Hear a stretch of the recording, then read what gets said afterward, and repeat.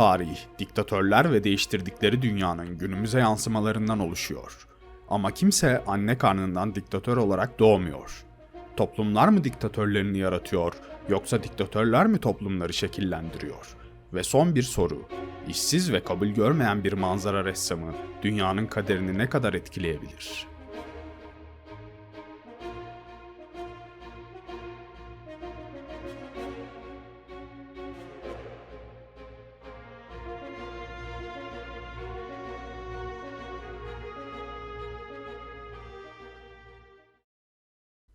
Hitler 20'li yaşlarında çaresiz ve parasızdı. Üstüne üstelik başarısız bir sanatçıydı. Özgüvensiz halleri her yanından dışarıya vuruyordu. Onunla diktatör olmadan önce tanışanların anlattıklarına bakarsanız, biriyle el sıkışırken bile çekimser kalan bir hali varmış. Peki nasıl oldu da Hitler bu hallerinden adım adım diktatörlüğe uzandı? Diktatörler kendilerinin seçilmiş kişiler olduğuna inanırlar ve kendilerine bir süper kahraman edasıyla bakarlar. Bu inanç onları güce götüren adımların başında geliyor. İşte Hitler'in de böyle bir hikayesi var. Hikaye 1918'de Birinci Dünya Savaşı'nın kanlı siperlerinde başlıyor. Hitler bir gün siperlerde tuhaf bir sesin çağrısını duyar ve tuhaf ses ona çekilmesini söyler. Ne gariptir ki çekildiği yere birkaç saniye sonra bombalar düşer ve askerlerin birkaçı gözlerinin önünde ölür. Ama Hitler tek bir yeri kanamadan bu saldırıdan kurtulur. Benzer bir hikayesi daha vardır. Savaşın sonlarına doğru Hitler ve askerler hardal gazına maruz kalır. Hemen hastaneye kaldırılırlar ve hastanede iyileşme sürecinde Birinci Dünya Savaşı'nın kaybedildiğini ve Almanya'nın teslim olduğunu öğrenirler. Hitler tam o an şoka girip görme yetisini kaybeder ve bu karanlığın içerisinde aklında güneş gibi bir fikir belirir ve ulusunun kurtuluşunun hayalini görür.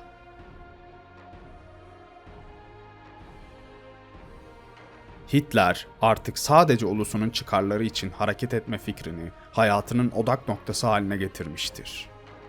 O sıralar kimse fark etmese de bir diktatörün doğuşu böyle başlamıştı.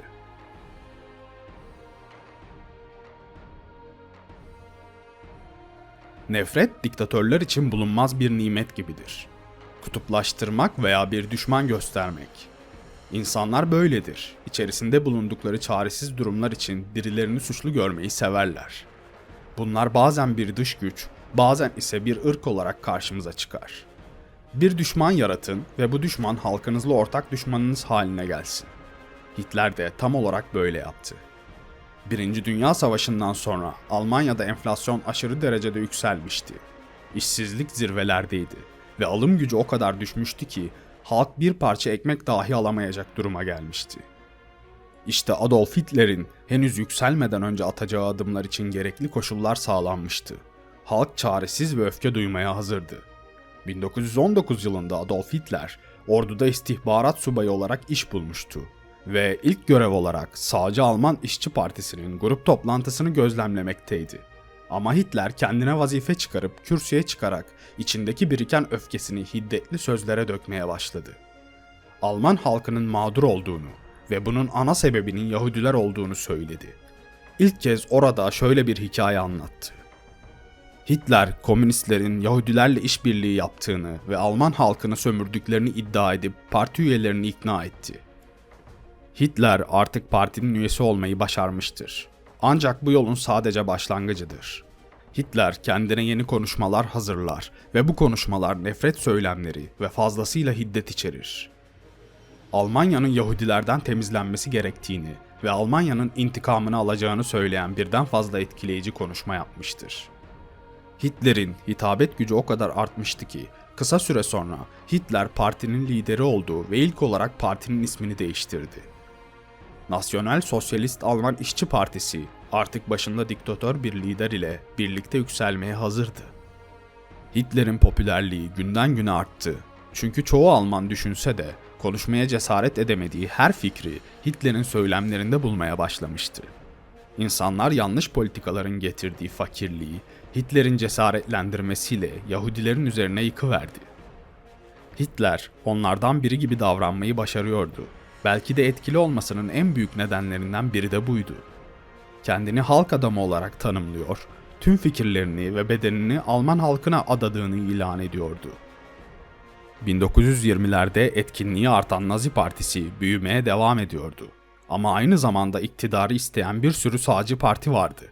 Onu diğer partilerden ayıracak reklamlar ve semboller gerekiyordu. Ve Hitler bunu başarıyla yerine getirdi. Gamalı Haç hemen herkesi etkilemişti.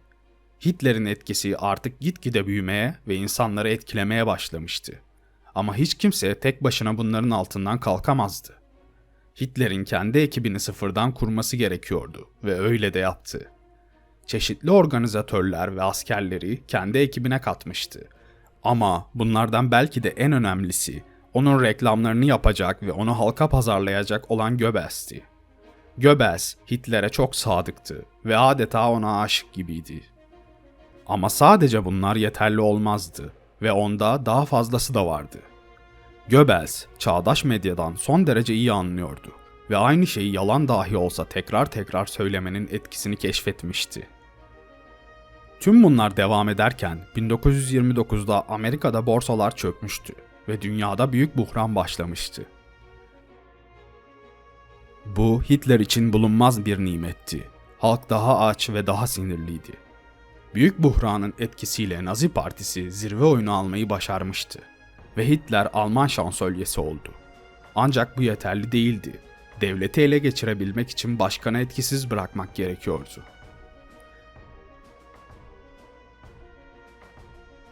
1933'te Reichstag yangını tüm ülkeyi dehşete düşürmüştü ve Hitler bundan faydalanmayı bildi ve yangını komünistlerin üzerine attı. Ve öyle bir korku yaydı ki devrimcilerin iç savaş çıkaracağını ve ülkeyi kaosa sürükleyeceklerini bir politik haline getirdi. Bu etkiyle bakanlara kendisinin hazırladığı kararnameyi imzalamalarını baskıyla talep etti ve bakanlar da imzaladılar. İşte böylece artık Almanya, Nazi kontrolü altında bir polis devleti olmuştur. Bu kararname sayesinde Hitler tüm siyasi rakiplerini hapse attırmış, katlettirmiş ve basını susturmuştur.